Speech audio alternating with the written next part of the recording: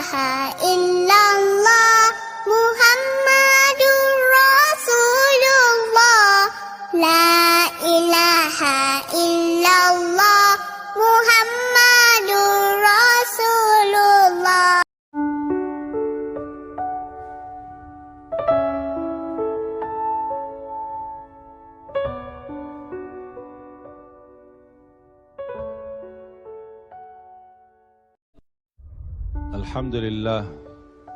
Alhamdulillahi Rabbil Alamin.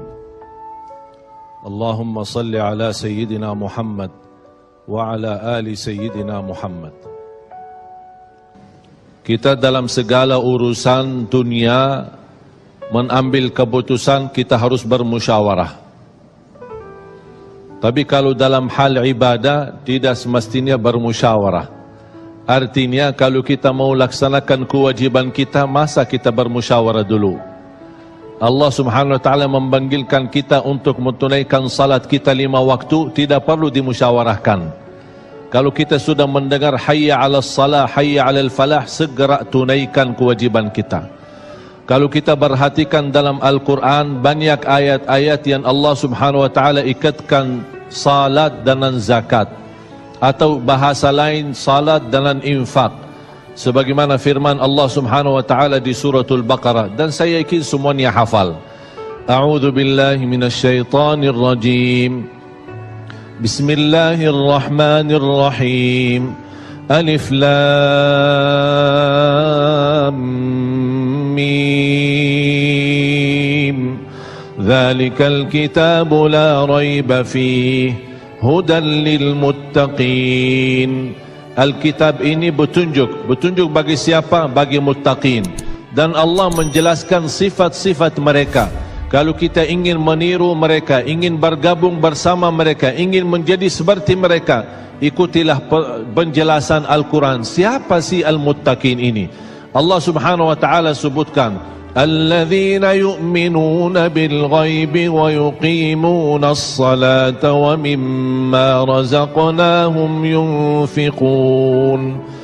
Mereka adalah yang beriman tentang ghaib. Apa yang ghaib? Allah, malaikah, jannah, surga, neraka, segala sesuatu yang ghaib mereka percaya, walaupun mereka tidak melihat dengan mata sendiri.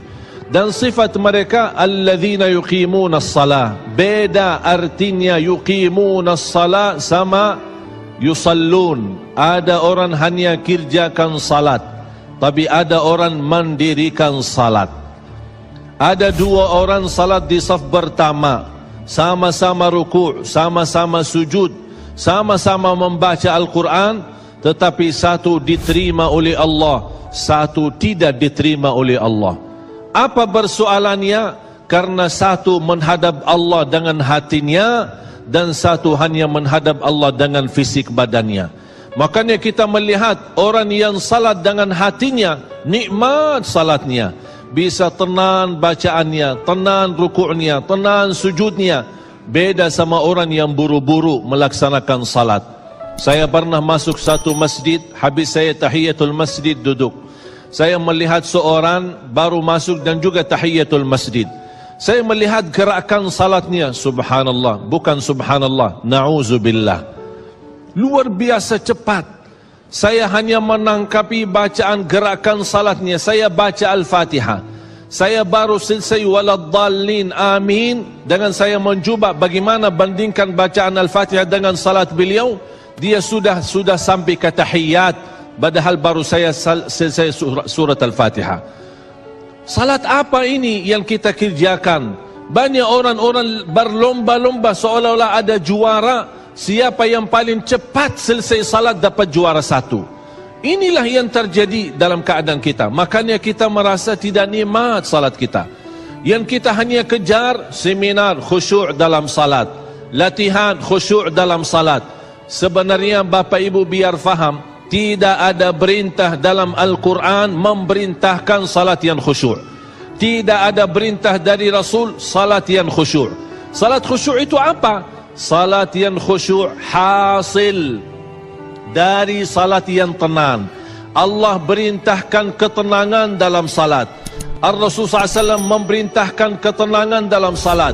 Kalau sifat khusyuk adalah sifat orang mukmin yang melaksanakan salat tuma'nina.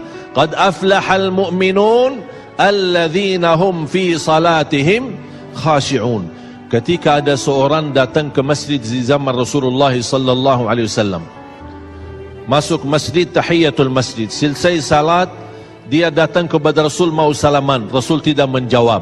Bahkan Rasul berkata, salli fa innaka lam tusalli, salatlah karena kamu belum salat.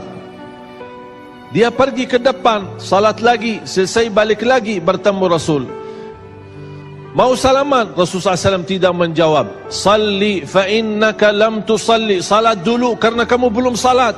Sampai 3 kali dikasih tahu oleh Rasul SAW. Akhirnya orang berkata, mohon maaf ya Rasulullah, saya tidak tahu selain ini salatku. Gimana? Kata Rasulullah SAW, fa idza qumta faqum mutma'inna. Kalau berdiri, berdiri tenang, tuma'nina. Tuma'nina salah satu rukun di dalam salat. Tidak sah salat seorang tanpa Al-Fatihah, betul? Sama tidak sah salat seorang tanpa tuma'nina. Baca tenang, rukuk yang tenang, sujud yang tenang, wallahi akan terasa nikmat. Dari hasil ketenangan dan upaya dan ikhtiar kita akan muncullah rasa khusyuk. Karena khusyuk bukan sesuatu yang datang dari luar, tapi khusyuk sudah ada di dalam hati. Tinggal bagaimana cara dikelola, bagaimana bisa dikembangkan cara salat yang tenang.